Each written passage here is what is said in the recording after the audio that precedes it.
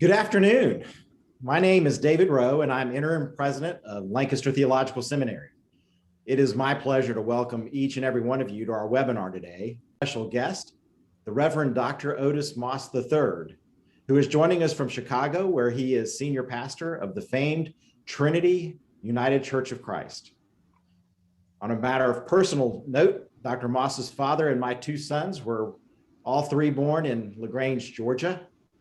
You will also hear from some of our distinguished faculty members of our Lancaster Seminary faculty. As evidence of Dr. Moss's popularity and the importance of the topic, we have nearly 180 people, maybe even more, joining us today online for this webinar, and we thank you for your interest and your support of this program. There will be an opportunity for you to submit questions during a panel discussion following Dr. Moss's presentation. A bit of history of you before we get started. Lancaster Theological Seminary is an ecumenical graduate school of theology founded in 1825 and one of the 6 seminaries of the United Church of Christ. We welcome students from more than 20 different Christian traditions, including those who are not affiliated with any denomination. We offer 3 master's degree programs, a Doctor of Ministry, and 2 certificate programs. Check out what makes Lancaster unique on our website, lancasterseminary.edu. And now please welcome our Dean and Vice President for Academic Affairs, a Hebrew Bible and Womanist scholar and author, the Reverend Dr. Vanessa Williams. Thank you, Dr. Rowe. Let us pray. God of our ancestors and generations yet unborn, we first give you honor for being a loving and merciful God. We pray that your spirit would abide in this virtual space and in our homes and offices and maybe even cars where we physically reside. We also lift up prayers to those who are in the South Central region who were struck by the extreme cold and snow and the resources not being available, that you would bring comfort and warmth and water, clean water, God, we pray for those who are impacted by this, that you would give them the strength and the comfort and the resources that they need at this time. We also give you thanks for allowing us to see 2021 closed and in our right minds. We thank you for the 125 years of continuous service of Lancaster Theological Seminary in educating and nurturing leaders to join in God's redemptive and liberating work so that all creation may flourish. Oh God, we also thank you for keeping our ancestors through the Middle Passage, slavery, and Jim Crow, that we were able to stand here today to celebrate significant African-American figures and their achievements.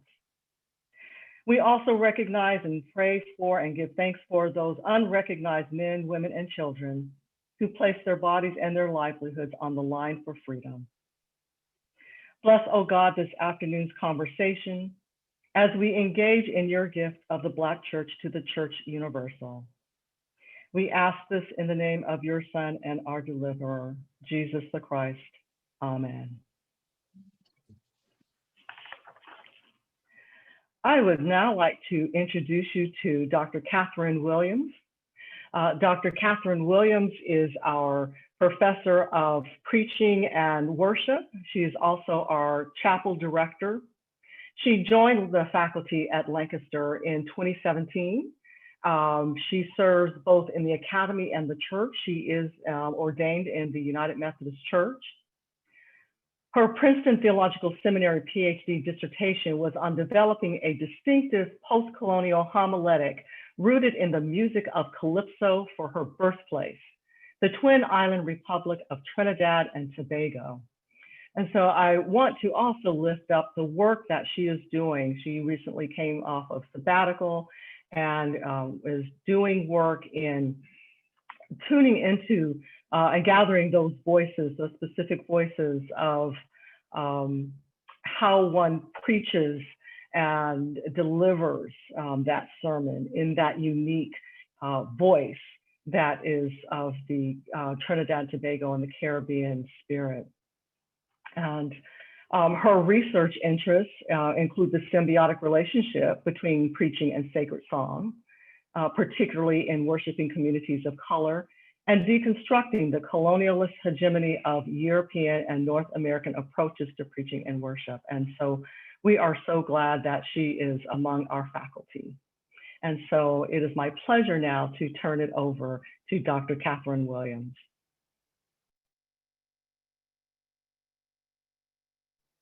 Thank you so much, Dean Lovelace, and welcome to all of our participants here in this exciting webinar. We are here this evening to hear from one of North America's most distinguished Black preachers on the subject of using the arts in Black worship. And I am honored to be the moderator for the afternoon's proceedings. Just a word of correction. You may have seen on the website when you registered that this is a 90-minute webinar. We apologize for the misunderstanding, but it is actually going to last 1 hour. And we will do our best to make use of every single minute of this hour. So with us this afternoon are two learned men of the cloth. The Right Reverend Dr. Nathan D. Baxter has served the Episcopal Church as the Bishop of the Central Pennsylvania Episcopal Diocese and Dean of the National Cathedral in Washington, D.C. A much sought after preacher, theologian, and professor, he has taught at, among others, Harvard Divinity School, Virginia Theological Seminary, Princeton University, and the Episcopal Divinity School. Here at Lancaster Seminary, he is known as an honored alumnus, class of 76 and class of 84. He is also known as a former dean of students, former acting president, and currently he is senior adjunct professor who has been known to bribe his civil rights class into doing overtime by feeding them generously. Bishop Baxter is joined this afternoon by Reverend Dr. Otis Moss III, a native of Cleveland, Ohio, who earned his Master of Divinity from Yale Divinity School and his Doctor of Ministry degree from Chicago Theological Seminary. He returned to Yale in 2014 to present the renowned Lyman Beecher Lectures. And there he presented what subsequently transformed into his book, Blue Note Preaching in a Post-Soul World, Finding Hope in an Age of Despair. I have to tell you, this principle is an undercurrent to all of his preaching. Hailed as a cross-generational preacher, Reverend Dr. Moss is highly influenced by the works of Zora Neale Hurston, August Wilson, Howard Thurman, jazz, and hip-hop music. He currently serves as senior pastor of Trinity United Church of Christ in Chicago, Illinois, where the pastor emeritus is Reverend Dr. Jeremiah Wright, and where people practice a faith that is unashamedly Black and unapologetically Christian. So gentlemen, welcome, thank you, and it is now my pleasure to turn this presentation over to you.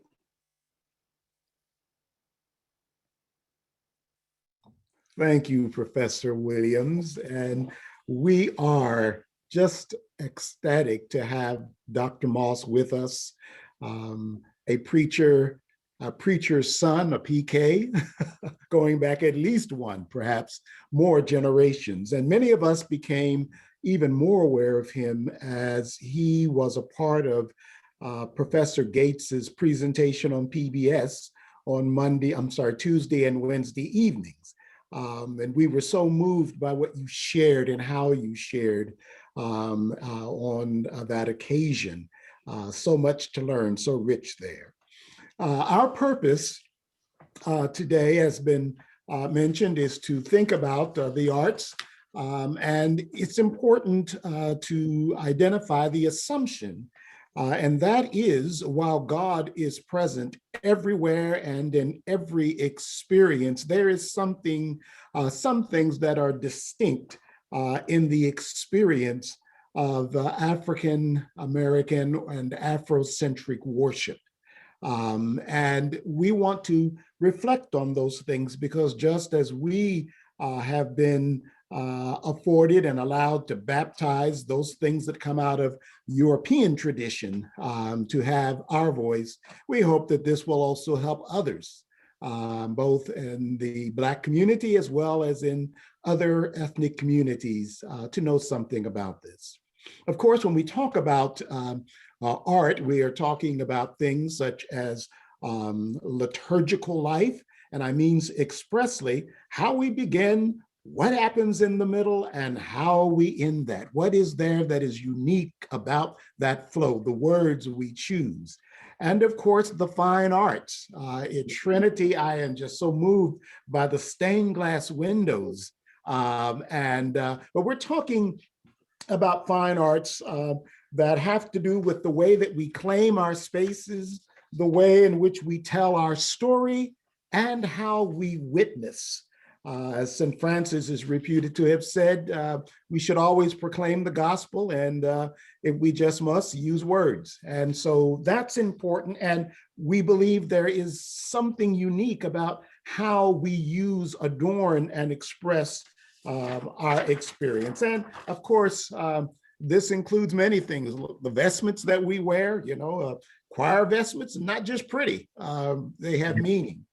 And so all of these, and of course, then the performing arts, music, dance, so on. So we will not be dealing with each of these in a kind of individual way, but we will be inviting our speaker to just talk about the powerful experience of his ministry and exposure, especially at Trinity, but also in the rich experience of his life and growing up. So having said that, Dr. Moss, could you say something to us about what is there that you would identify as a east of Black experience, even coming from various traditions? What can you say about the power that we have inherited?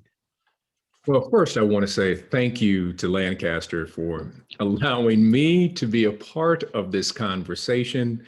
I'm a great admirer of the work of Lancaster, and we have absolutely immense love for one of your deans, Dr.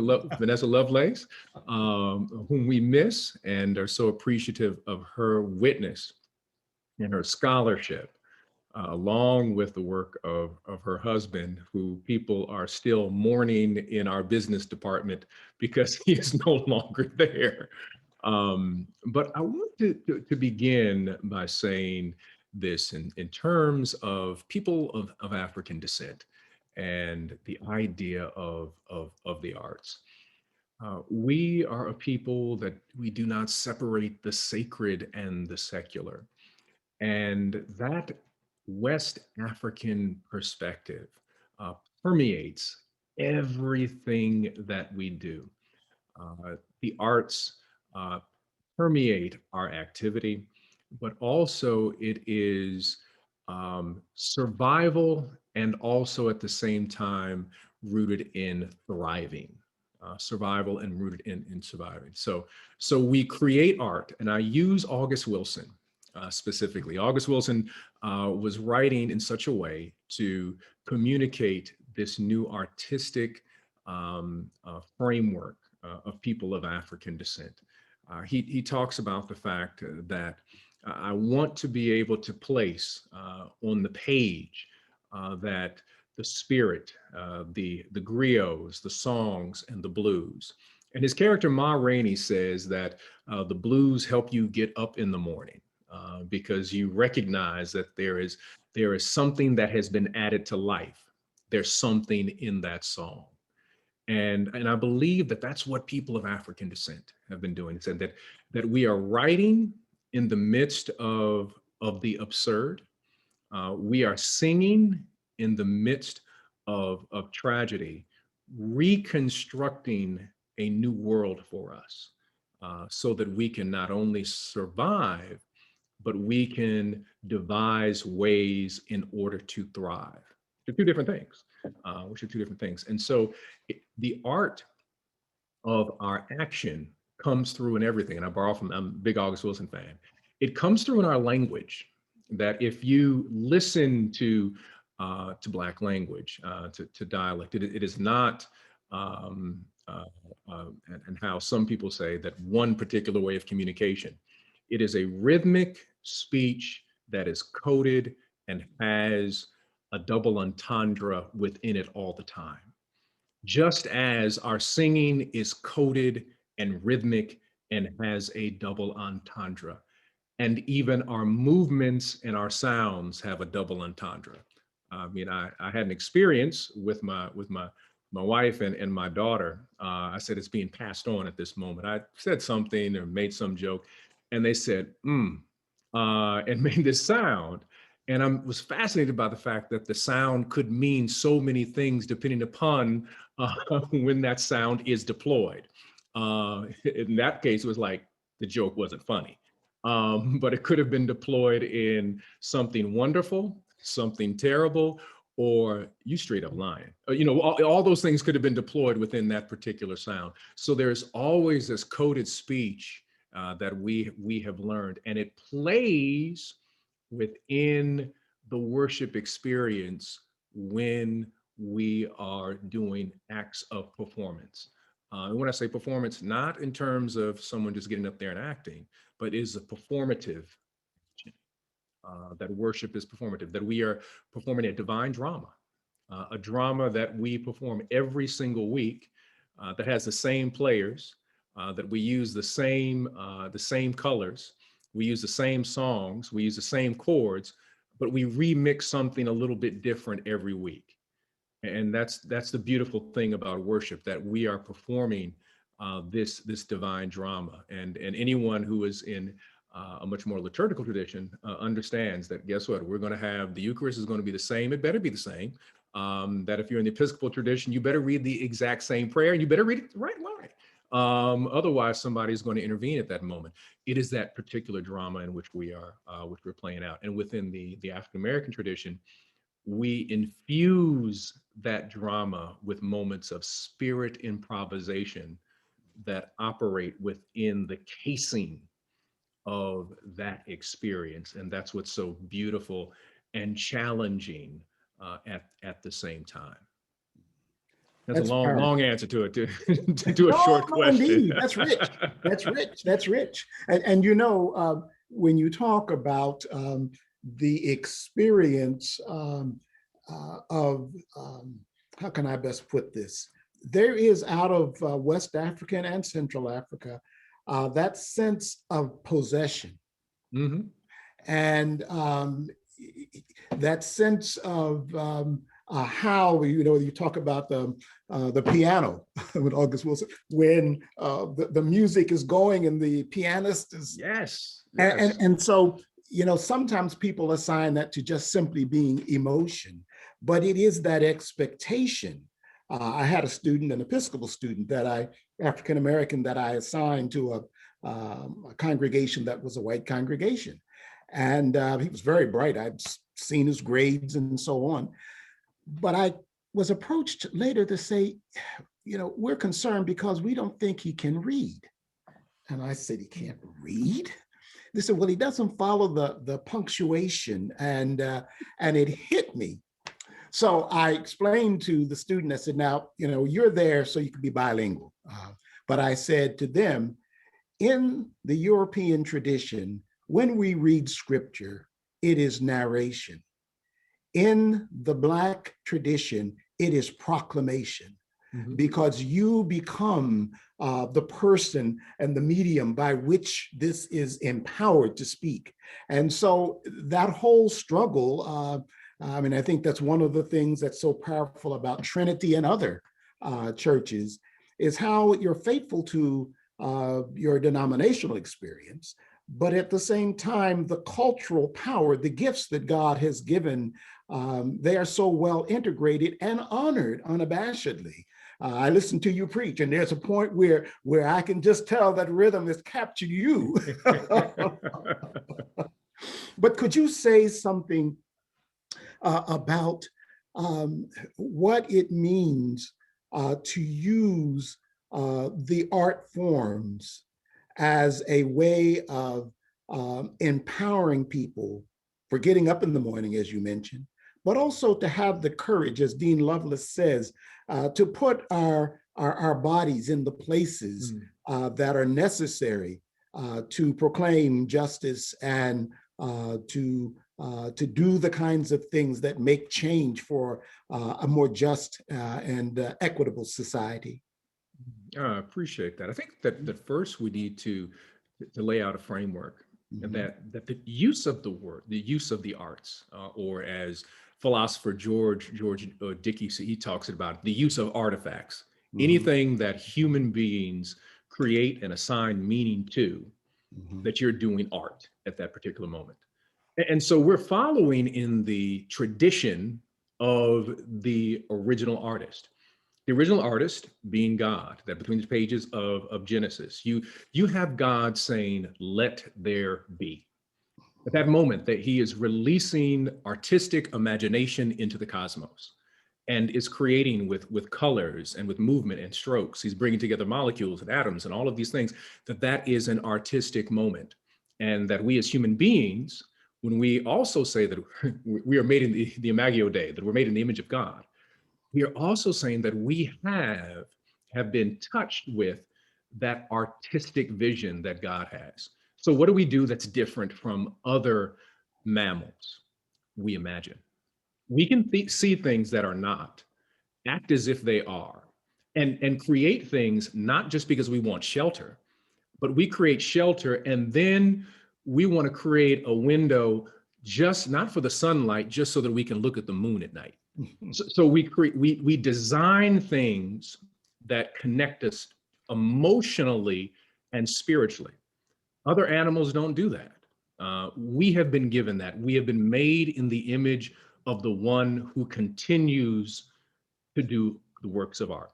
And so if you look at creation as a sacred chapel, that God has made that which no matter where you are on your life's journey, it will cause you to fall into awe.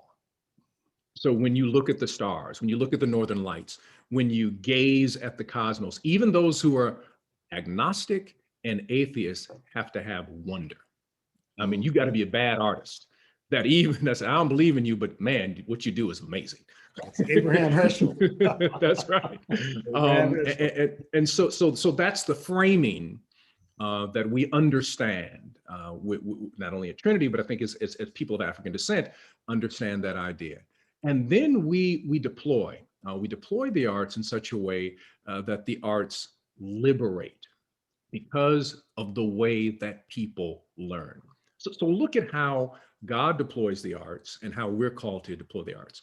The arts are deployed when you use kinetic, when you use oral, when you use aroma, when you use tactile, when you use all of those elements, when they come together, you have something artistic. I can touch the water. I can hear the water. I can experience the water. I can tell there's a smell to the water. So if you're in Flint, don't drink it. All of those aspects to the water. That's what God is doing. So when we use arts in worship, I must understand that there are some people in the congregation who are not going to read the written page and it's going to connect. They've got to hear it because they're an oral person. There's going to be someone that it's got to be kinetic. I have to move in order to make a connection to this word. So please allow me to dance or to witness someone dance. Or there has to be an aroma moment. So please light those incense, because the incense then brings a memory in the process. And then for others, I've got to touch because I'm differently able. I need to touch the word in order to be connected with it. And this is best demonstrated in one of the best chapels is in a grandmother's kitchen. When grandma is frying chicken, you're using all of the elements. I smell it, the temperature has changed. I'm ready to eat it. It causes an emotional moment. I've got to touch it. Ooh, I've got to taste it. And all of a sudden I experience all of the aspects. That's what worship should be. Whenever we create a colonial hierarchy in worship and demand that everybody must learn a certain way, we end up colonizing in the way that people should connect with God. And we have to decolonize that, because not everybody is going to look on the page and say, now I got it. Some people have said, I need to hear it. Others are going to say, I've got to move with it. And so that's how we have to begin to deploy. And when you're talking about organizing for change, you still use those same elements. So if we're going to organize in the community, we got to use those things. That's a part of the power when we think of liturgy as the work of the people. Because as I'm listening to what you're saying about using all the senses in worship, there is that essential quality to all worship, but that within the particular cultural experience coming down to us, not only from Africa, but how our ancestors in the invisible church and in the visible church took things and gave a shape to it. What moves me in what you're saying is that when we are in worship together, when it is the work of the people, it's all right if someone is moved to sing a song. And that is affirmed because people join in, because the spirit of community and the sense of the Spirit being present, having been given permission to be present, becomes powerful. And so as I think about how that is expressed today, could you say something about the way in which we use worship inside and outside of the church to speak to this Black Lives Matter generation, of which I'm an honorary member? They allow a little bit of gray in every now and then, so we march with them and so on. But it is their voice, their power. How do we use the arts of the church? And you mentioned the spiritual quality of both the blues and the gospel, so to speak. But that's one of the concerns, I think, for many in the Black church today. How do we use the arts of our faith to speak to and to speak with this current generation of leaders? Well, that's a great question. And I believe that the part of the answer is connected to Toni Morrison.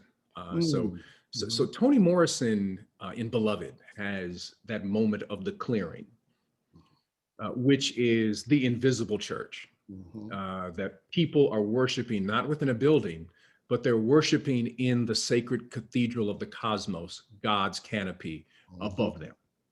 They're worshiping in that manner. Black Lives Matter is doing the same thing, because they were constricted within the framework many times of the church and said, we want to do that. They haven't left God, they didn't leave Jesus. They have just left particular doctrinal frameworks that keep them from expressing the totality of who they are. And so they're doing the work out in the street and doing that kind of work. And the arts are being deployed in phenomenal ways. So you go to a protest or to an organizing moment, and someone will stand up, as we've seen in Chicago many times, a poet. A poet will use their oral dexterity to be able to spit some lyrics that will move the crowd at that particular moment to speak about oppression. Another person will get up and create a song in that moment that becomes spontaneous. Someone else will even draw and remix from another song. So one of the poet and musicians that is used often is a gentleman by the name of Kendrick Lamar. Kendrick Lamar, who is someone who is in the words of Michael Eric Dyson, is a profane Christian. That's what he is. I mean, he says, yeah, I believe in Jesus. He just said, just some stuff that comes out my mouth you may not think I do. But he uses all of this particular Black Christian imagery to communicate the pain and the possibilities within the Black community. And one particular song that he does is "We Gonna Be All Right." And I can't give all the lyrics, but it's like, you're messed up, I'm messed up. That's all right. God's got us.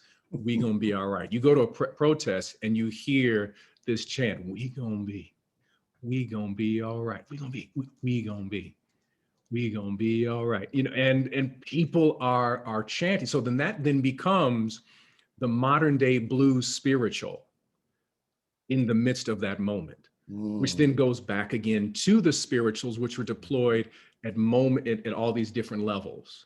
So they're doing the work. The challenge for the church is that that we have become so stayed within our particular positions that we're unable. We've lost our hearing.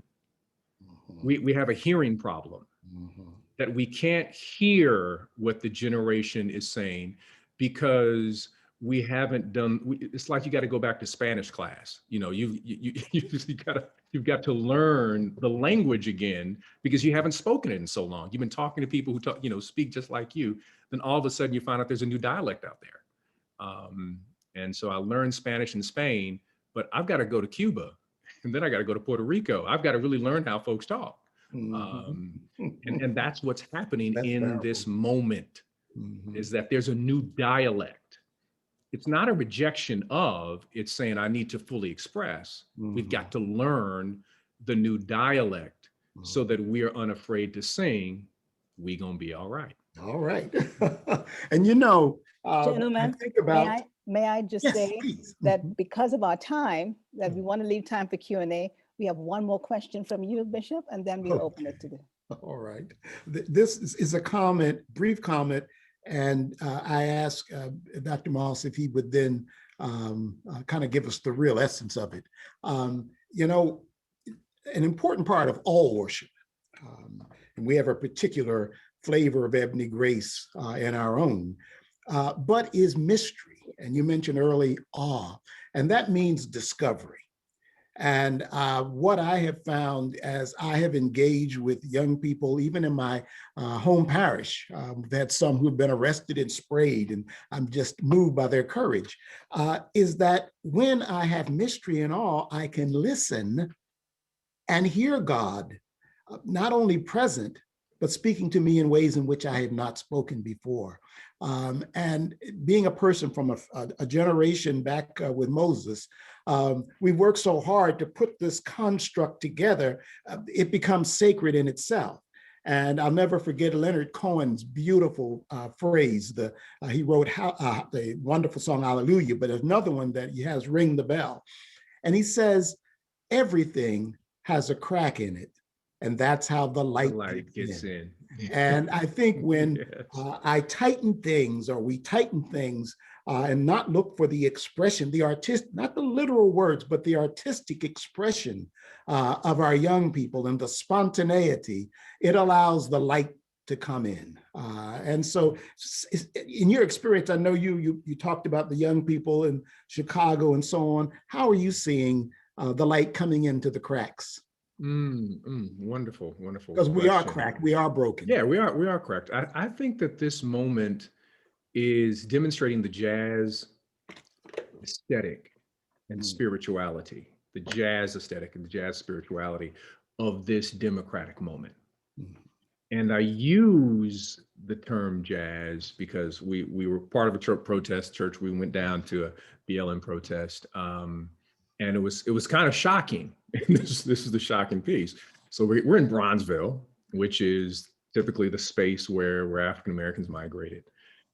And all of us from church were on one side. We're running into all of our buddies from other churches, and our activist buddies, and everybody's like, okay, we're gonna march. And everybody stopped and looked to the other side of the street. Like, do you see that? We look over, and we saw all these people who weren't Black. It's like, wait a minute, what are they doing here? Skateboards, bikes, it's like, wow, where did they come from? And they're holding these signs, many of the different signs. Some signs said, silence is agreement, and it spoke about white privilege. And so as we started to march, it was fascinating to see all of these people in this mosaic of difference, but yet connected deeply about how do we make America. I'm standing next to a sister who was Pentecostal. On the other side of me was a brother who was Muslim. In front of me was someone from the Church of God in Christ. Then you had someone who's Methodist. I mean, so all these people, and you turn around and you see all these people of different backgrounds. And that's like, this is the jazz moment, because jazz takes elements that are not supposed to play together, and they do. Because that's what jazz is. You take a saxophone that is from a marching band, it plays with a piano, which is traditional classical European structured instrument, playing with a drum set, but the drum set is using African polyrhythms with a bass that's supposed to use a bow, but he uses fingers instead.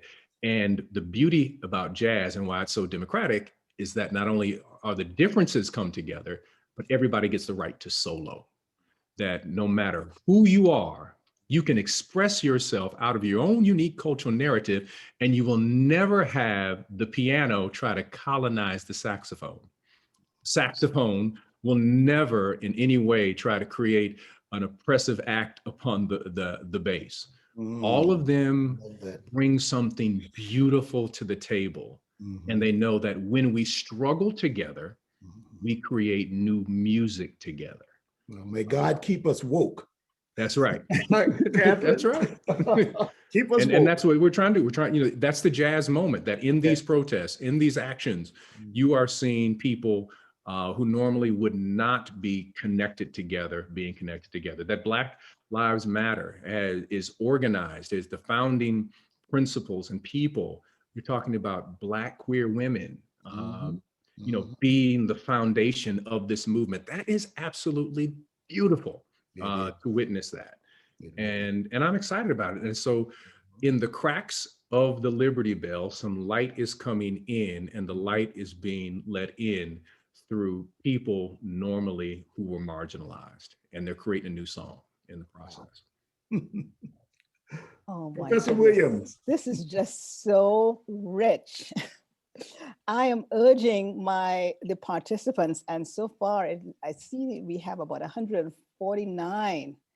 And here is a question that is come up in the chat. Has there been attempt to use artwork to bring together those who are in conflict with the need for deconstruction of self and to help people become aware of racism? What does that look like?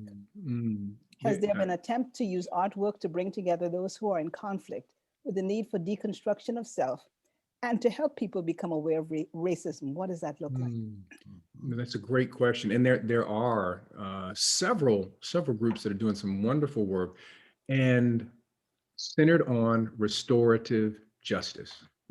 The restorative justice movement is using and has used art as a means to see the full person, where they borrow from indigenous practices of creating these peace circles, some in creating pieces of art together, the recognition of harm by each other, and come to the realization that we are connected. This Ubuntu, this African idea that I cannot be fully human unless you are able to be fully human. So you have these moments in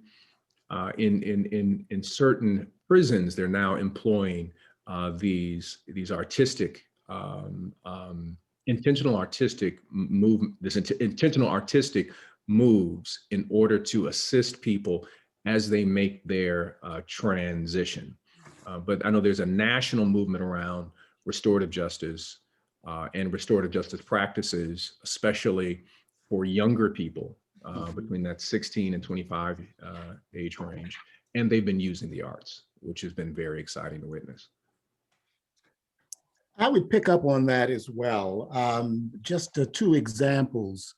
One of them goes to the George Floyd funeral, when the young man, I forgot his name, but while the service is going on, upside down, he's drawing a picture of George Floyd. And then at the end, he turns it right side up. And it is one of the kinds of things that Black Lives Generation, in their commitment and spirituality, it said, not only say the name, but show the face. You know, when they showed Michael Brown looking like a thug, they put on pictures of him being a high school student, being somebody's son and daughter, controlling the image and witness that the Imago Dei is in him, and he is a child of God. One last example, our cathedral here in Harrisburg, and our dean is developing a display that, once we get through this COVID thing, they do a lot of art gallery displays. And one of the projects that's coming up that's going to be large is Decolonizing Jesus.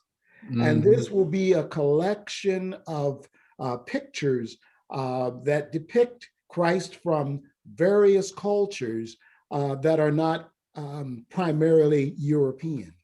And so it will not only be sort of, a lot of times these things are just blackface, going back to menstrual stuff, but these will be things that are expressive of a message that in itself counters the colonial view, but also speaks to the way in which God speaks to all people in ways we could not, just in the traditional way. So that whole thing of decolonizing Jesus is another way to speak to people who wouldn't come into the church if it were not some artist and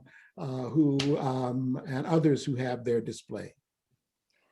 That sounds like it's answering partly another question that just came up in the Q&A. Do you believe that the arts will become more prominent in the way that worship services are conducted in the near future as a way of evangelism for those who are not in the church? Art as evangelism. Can one of you speak to that? Yes, I'm firmly say yes, without a doubt. That's a great statement. See, one of the things that, and this is just a historical piece connected to the answer, one of the challenges is for us right now is the fact that church has practiced as theater. And theater is very different from film. The crisis of COVID has forced us to reckon with the way in which we shape worship. So theater, how you, the way the space is shaped is very important. The pulpit is kind of on a stage or however the structure of your church. But once you move to Zoom, once you move to YouTube, that don't work, number one. And so we found that out very, very quickly. So you can't use an establishing shot the entire time in worship where, everybody wants to have this big wide shot so they can see the church. We don't want to see the church. What we want to do is we want to have a medium shot, which that means I want to communicate with you. Close up means I want to communicate in terms of intimacy. That's a form of art, and that learning the cinematic techniques. But art allows us to evangelize in unique ways. And it doesn't necessarily have to be the, painting or a statue. It can be the art of cooking.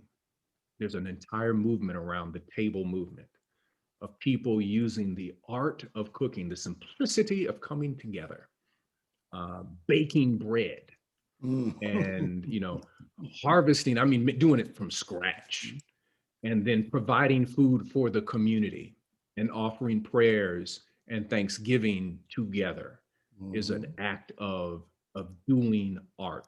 The art of performing, these music, what they're called sheds, which people aren't familiar with, but sheds are this musical act where young musicians go all around different cities and they find spaces where they can practice and gig together. That's really how these, some of the musicians you love that you may see playing with a Jay-Z or something, they came out of a shed movement where they were, in tandem with someone else kind of learning, they get a chance to jump in.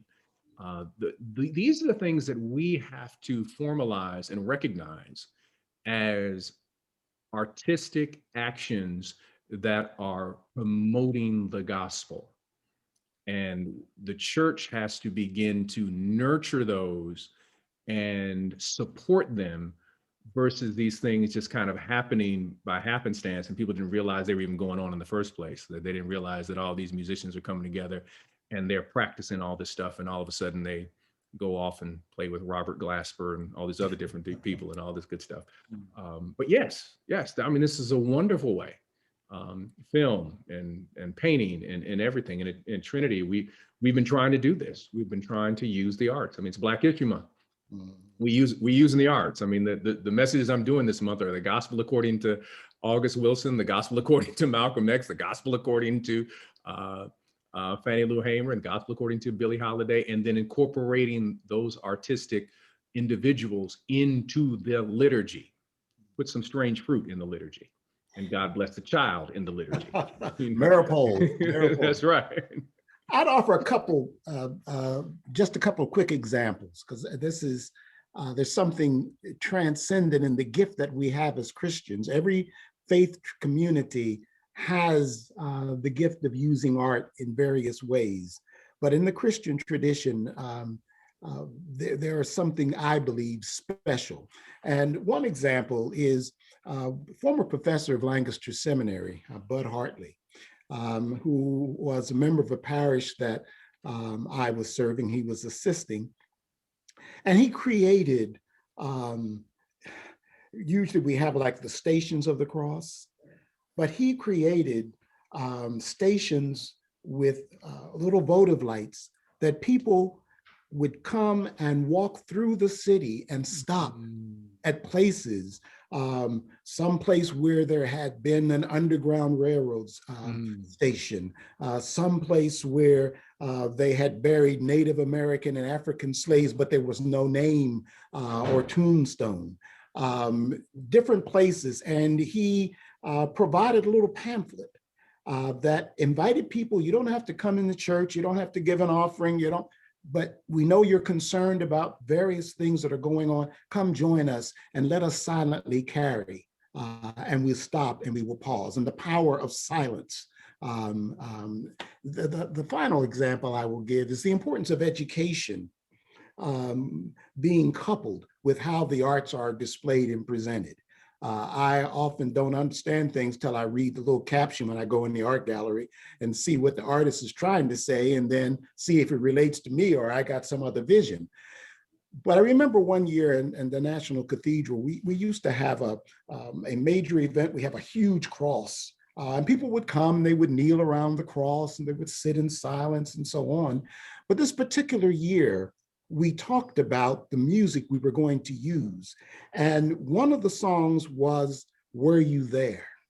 And we talked about why that was so meaningful to the African-American community. And we had more people who came to us as they came and knelt, and they began to cry.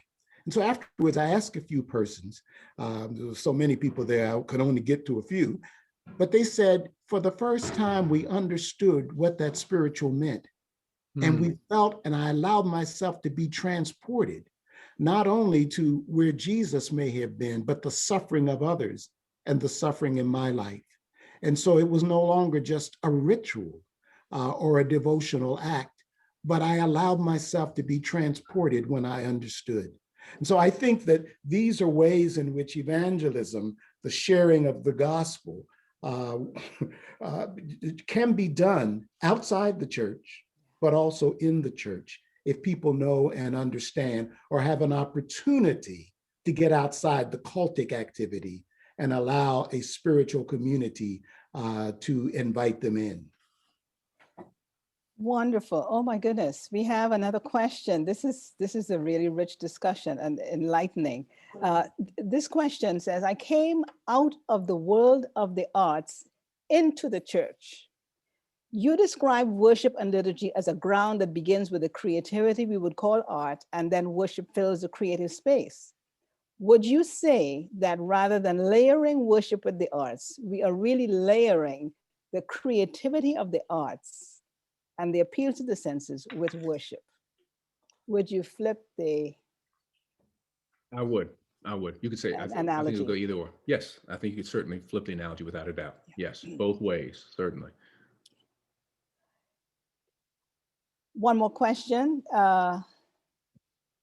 Any recommendations to keep an open discussion of Blackness in communities that recoil to making America great, especially for those who yearn for open dialogue, however, they're fearful of peer pressure? Wow, that's a great question. From somebody in the trenches. I would offer,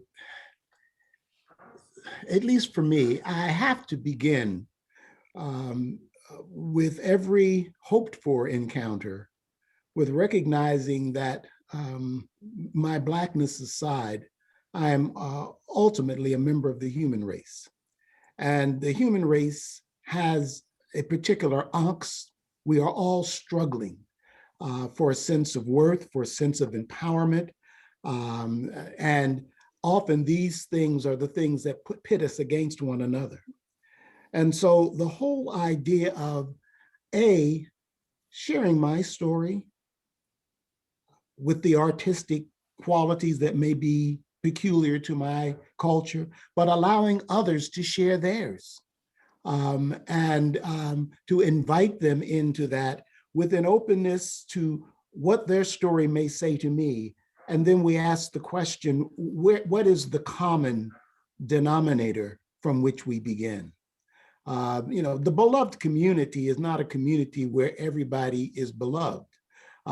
It is a community where we respect the human dignity of every individual, and we recognize God's love for them. And then that leads us both into the creative tension, but also into the conflicts.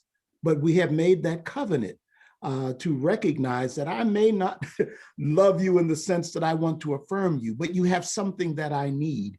And if you are willing to be open, we can talk about it. Maybe we can't talk about it. Maybe we can sing about it. Or maybe we can just sit in an agreed silence. Yeah, I would add, that's wonderful, Bishop. Thank you. I would add that we find each other's blues. Where those moments where we are hurting, that is common to the human struggle, and use Jesus as the model. Jesus was a preacher who would always answer and deal with the blues. Y'all hungry? Okay, give me that fish and those 5 loaves, and I'm gonna hook everybody up. You've got an issue. He was dealing with that blue moment. And this country fears expressing the blues. As you will notice that anytime those who want this country to be what it claims to be, we're called unpatriotic because we're marking the cracks in the Liberty Bell, but we're just trying to bring some light in. That's all we're doing. So beginning with the blues, because everybody has them, but not everybody wants to share them. But once you share them and realize that everybody has them, then you've got a platform for dialogue. Yes, yes. That was a beautiful pastoral moment there. Thank you. Thank you. Our final question. This person says, I am an African-American minister and artist. Contemplative art was instrumental in my physical and spiritual healing while struggling with a debilitating illness. I now use art in contemplative spiritual practice, and I host contemplative art workshops. Why do you think that this is not a practice not accepted by people of color? Any ideas? It sounds like this person's experience has been that people of color are not warm to this practice of contemplative / spiritual art.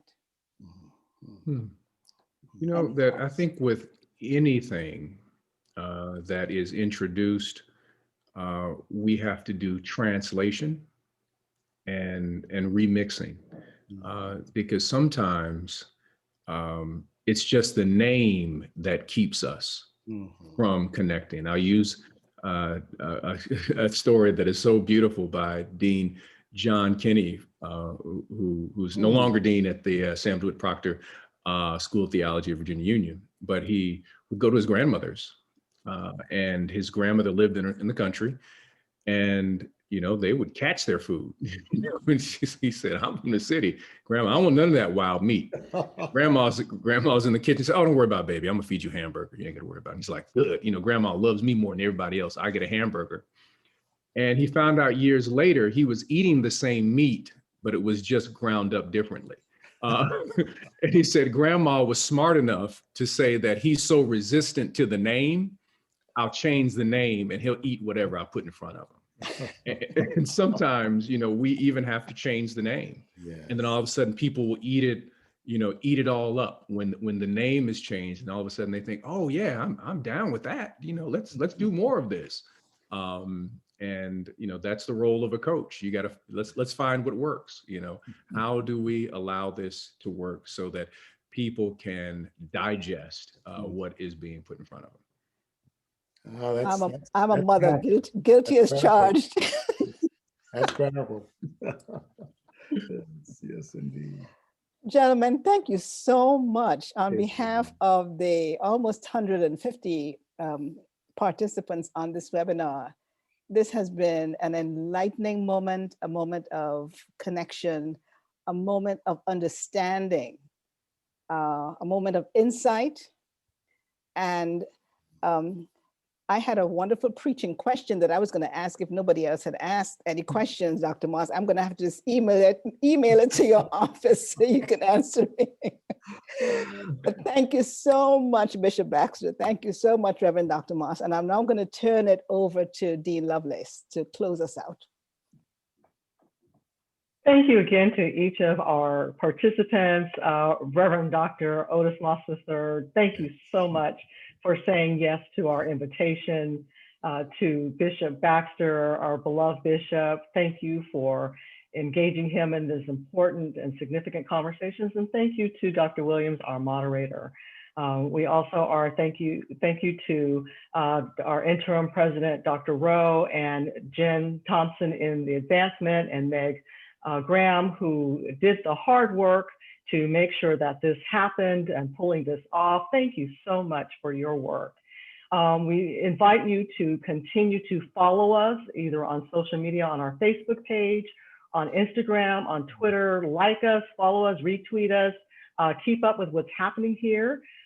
Certainly, if you would like to learn about other activities and events that we're going to be having, go to our webpage.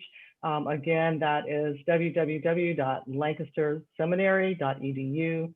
And we would love for you to join us in the work of nurturing and educating our students, and so that all may participate in God's redemptive work, and all of creation will thrive. And so we just thank you for being with us, and God bless you. Go in peace. Thank you.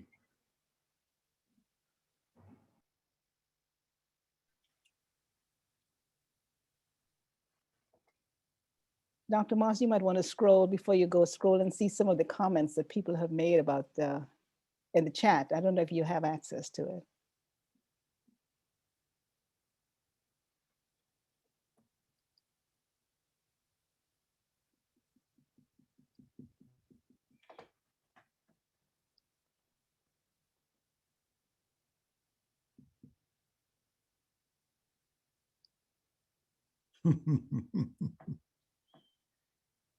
I also just saved it for him so I can also send it.